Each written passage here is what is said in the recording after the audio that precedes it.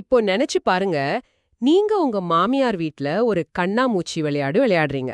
ஆனா அந்த விளையாட்டுல நீங்க மாட்டிக்கிட்டா உங்க உசுரே போயிடும். கல்யாண பட்டு புடவ முழுக்க ரத்த கலரியா அடிபட்டு ஒரு ஹாஸ்பிடல் பெட்ல கண் முழிச்சா அது எப்படி இருக்கும்? அது செம பகீர்னு இருக்கும். நிஜமாவே ஒரு பயங்கரமான சுச்சுவேஷன் தான் அது. ஆமா. அந்த மாதிரி ஒரு பகீர் அனுபவத்துல இருந்து தான் இந்த ஆழமான அலசல நாம ஆரம்பிக்க போறோம். கிரேஸ் அப்படிங்கிற ஒரு பொண்ணு லேடோமாஸ் குடும்பத்துல நடந்த அந்த ரத்த கலரியான கண்ணாமூச்சி விளையாட்டுல இருந்து தப்பிச்சு வரா. கரெக்ட். உட்பரி கனெக்டிகட்ல இருக்கிற செயின்ட் ஜான்ஸ் ஹாஸ்பிட்டல்ல தான் அவ கண்மூடிக்கிறா. அவ மேல பூரா ரத்தம். அப்போ அங்க வர்ற டிடெக்டிவ் ஃபாசெட் அவளை அரெஸ்ட் பண்ண ட்ரை பண்றாரு. உங்க மேல கொலை அப்புறம் தீ வைப்பு வழக்கு இருக்குன்னு ரொம்ப சீரியஸா மிரட்டுறாரு. ஆனா கிரேஸ் அத பெருசா எடுத்துக்காம ரொம்ப கூலா பதில் சொல்றா இல்லையா? அதுதான் செம மாச. என் மாமியார் வீட்ல நடந்த சாதாரண பிரச்சனைன்னு அசால்ட்டா சொல்றா. அந்த நேரத்துல கரெக்டா அவளோட எமர்ஜென்சி கான்டாக்டா இருக்கிற அவ தங்கை ஃபேத் அங்க வர்றா. இங்கதான் இந்த முழு கதையும், அதாவது கிரேஸ் மற்றும் ஃபெய்த் ஆகிய 2 பேரோட பயணமும் ஒரு செம ஸ்பீட்ல ஆரம்பிக்குது. ஏன்னா இது வெறும் ஒரு சர்வைவல் கதை கிடையாது. ஒரு உயிர் பிழைக்க நடக்கிற போராட்டம் மட்டும் இல்லைன்னு சொல்றீங்களா? ஆமா, இதுக்குள்ள ஒரு ஆழமான உள்ளனியல் இருக்கு. முக்கியமா ஒரு அதிகாரம் கொண்ட அமைப்பு தங்களுக்குள்ளேயே எப்படி விதிகளை உருவாக்கி அந்த விதிகளே கடைசியில அவங்கள எப்படி அழிக்குது அப்படிங்கிற ஒரு பாலிடிக்ஸ் இதுல இருக்கு. ஓஹோ, அப்படி ஒரு ஆங்கிள் இருக்கா இதுல? கண்டிப்பா.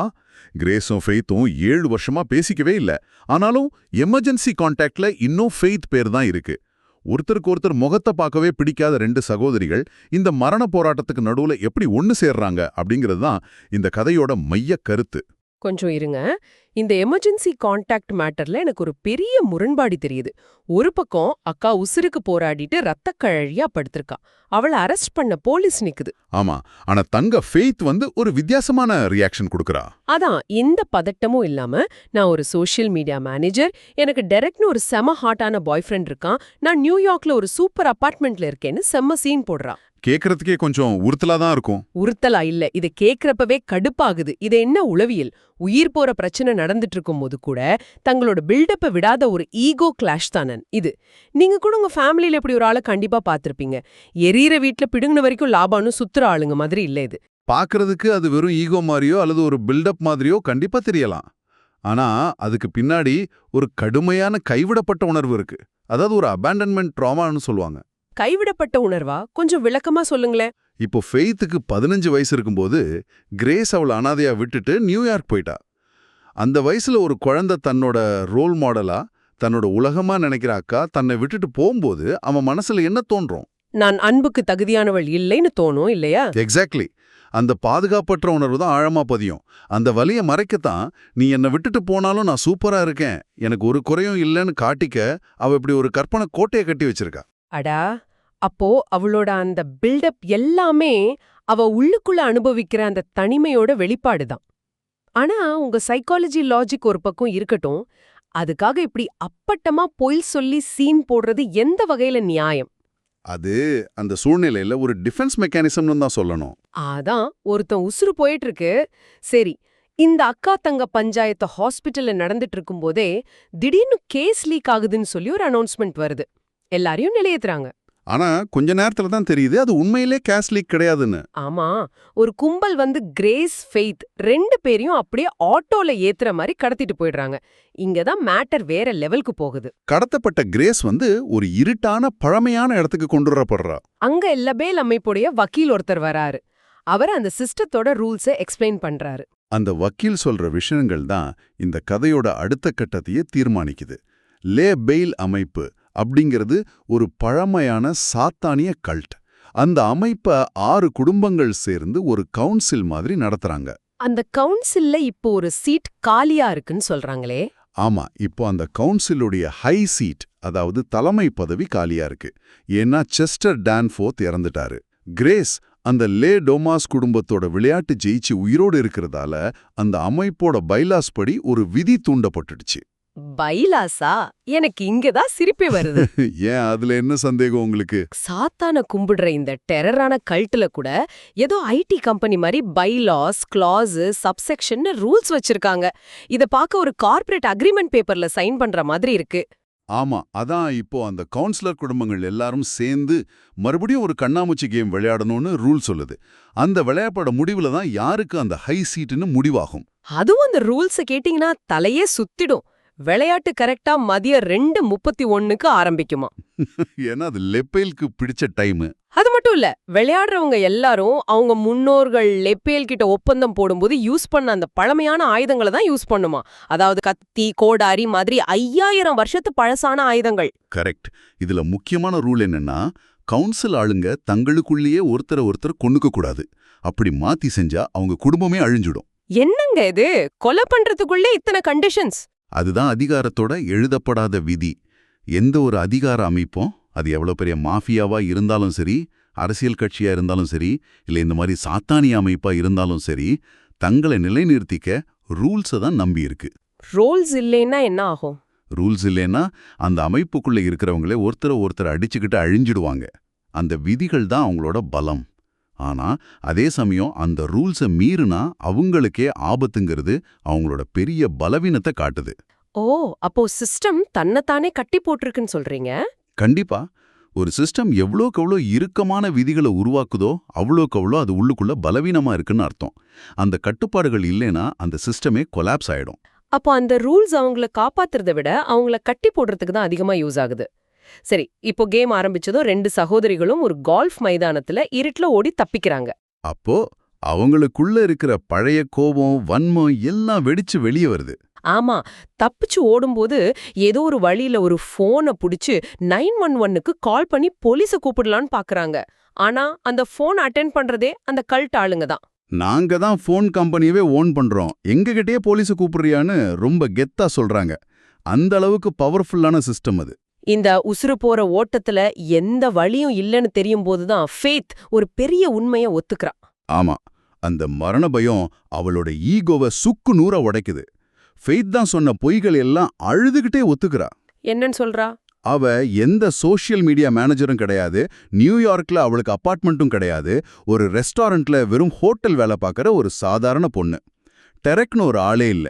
எல்லாமே அக்கா முன்னாடி சீன் போடுறதுக்காக அவளை கட்டி அமைச்ச ஒரு பொய்ன்னு சொல்லி அழுகிறா. மனிதர்களோட ஈகோ எவ்வளவு போலியானதுன்னு இந்த இடம் ரொம்ப அழகா காட்டுது. மரணம் கண்முன்னாடி நிக்கும்போது நம்ம போட்டிருக்கிற போலி முகமூடிகள் எல்லாம் கழண்டு விழுந்து நம்ம உண்மையான சுயரூபம் வெளியே வந்தே தீரும். உண்மையிலேயே அந்த இடத்துல தங்க தன்னோட பில்டப்ப உடைக்கும்போது நமக்கு அவன் மேல ஒரு பச்சாதாபம் வருது. ஆனா இந்த கலைபரத்துக்கு நடுவுல இன்னொரு கேரக்டர் என்ட்ரி ஆகுறா. உர்சுலா டான்ஃபோர்த் தானே? ஆமா, இவ கிரேஸ் கிட்ட வந்து ஒரு செம்ம டீல் பேசுறா. என்கிட்ட ஒரு லூப் ஹோல் இருக்கு, என் பையன் ஜுன்ஃபுவ கல்யாணம் பண்ணிக்கோன்னு சொல்றா. நீ எங்க குடும்பத்தை ஆளா மாறிடுவ, உனக்கு அந்த ஹை சீட் கிடைக்கும், உசுரும் தப்பிக்கோன்னு ஒரு ஆஃபர் கொடுக்கறா. கிரேஸ் என்ன பண்ண அந்த இடத்துல? நீங்க யோசிச்சு பாருங்க, உசுறு போற நேரம் ஈஸியா ஒரு கல்யாணம் பண்ணிட்டு செட்டில் ஆகி தப்பிக்கலாம். ஆனா கிரேஸ் என்ன சொல்றா தெரியுமா? நான் என் ஆத்மாவை விற்க மாட்டேன், மக்களை கொல்ற இந்த சிஸ்டத்துல இணைய மாட்டேன்னு அந்த லூப் ஹோல முகத்துக்கு நேரா ரிஜெக்ட் பண்றா. இது ரொம்ப முக்கியமான ஒரு முடிவு. ஆனா எனக்கு என்னமோ இது ரொம்ப ஓவரா படுது. உசுறு முக்கியமா, ஐடியாலஜி முக்கியமா?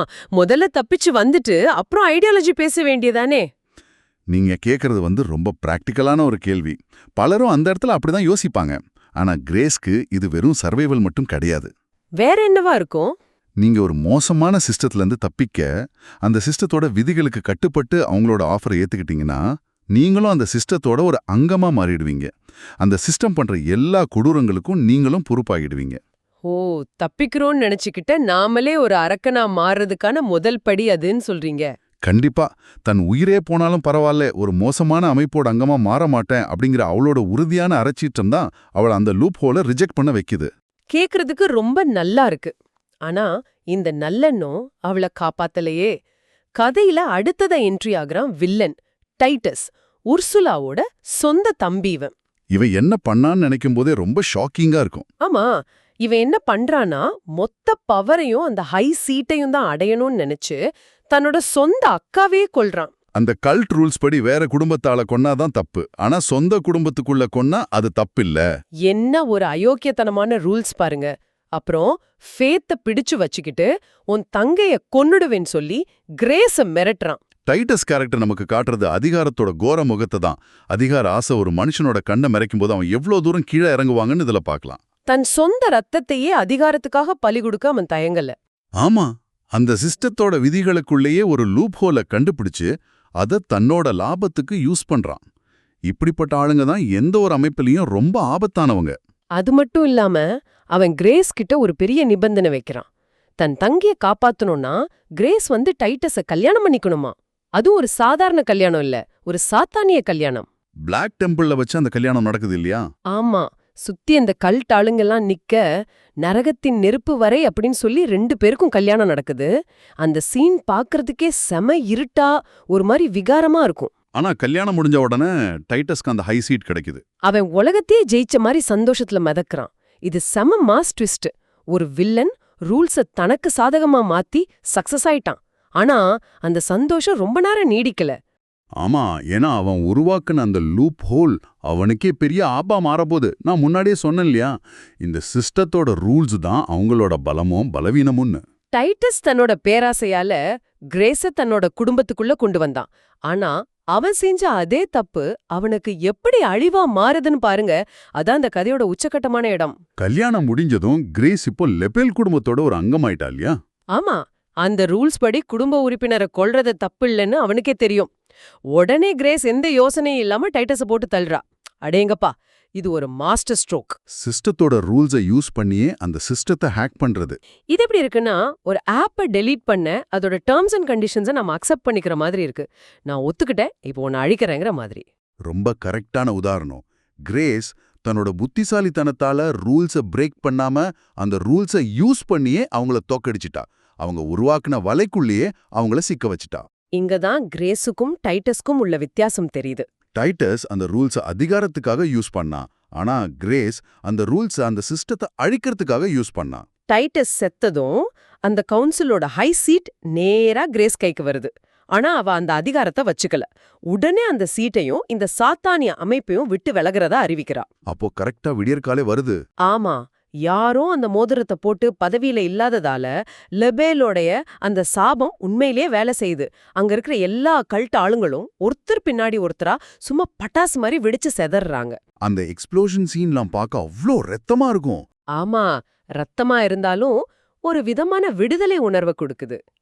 கடைசியா கல்ட் ஆளுங்களா அழிஞ்சதுக்கு அப்புறம் கிரேஸ் அப்புறம் ஃபெய்த் 2 பேரும் ஒரு ராக்கெட் லான்ச்சர் அப்புறம் ஒரு ஆட்டோட ரத்தம் சொட்ட சொட்ட அந்த கெட்டிடத்தை விட்டு உசுரோட தப்பிச்சு நடந்து வர்றாங்க.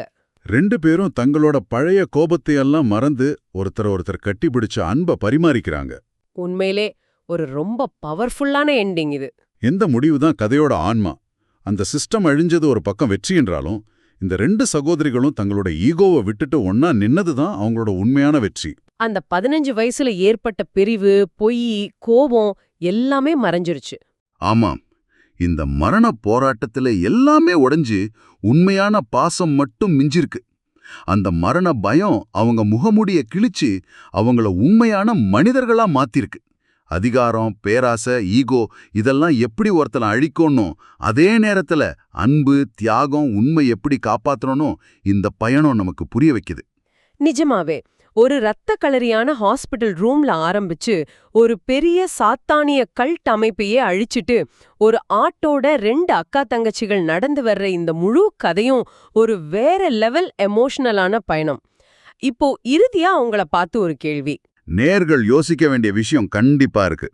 கிரேஸ் எப்படி அந்த மோசமான சிஸ்டத்தோட ரூல்ஸே யூஸ் பண்ணி அதிலிருந்து வெளியே வந்தாலோ, அதே மாதிரி உங்க வாழ்க்கையில நீங்க கண்ணை மூடிக்கிட்டு ஃபாலோ பண்ற சில எழுதப்படாத விதிகள் அல்லது கட்டுப்பாடுகள் இருக்கா? அந்த ஈகோ, அந்த பில்டப், அந்த சிஸ்டத்திலிருந்து தப்பிக்க நீங்க என்ன லூப் ஹோல் யூஸ் பண்ண போறீங்க? யோசிச்சு பாருங்க. உங்களை அடுத்த ஆழமான கதை பயணத்தில் சந்திக்கும் வரை விடை பெறுகிறோம்.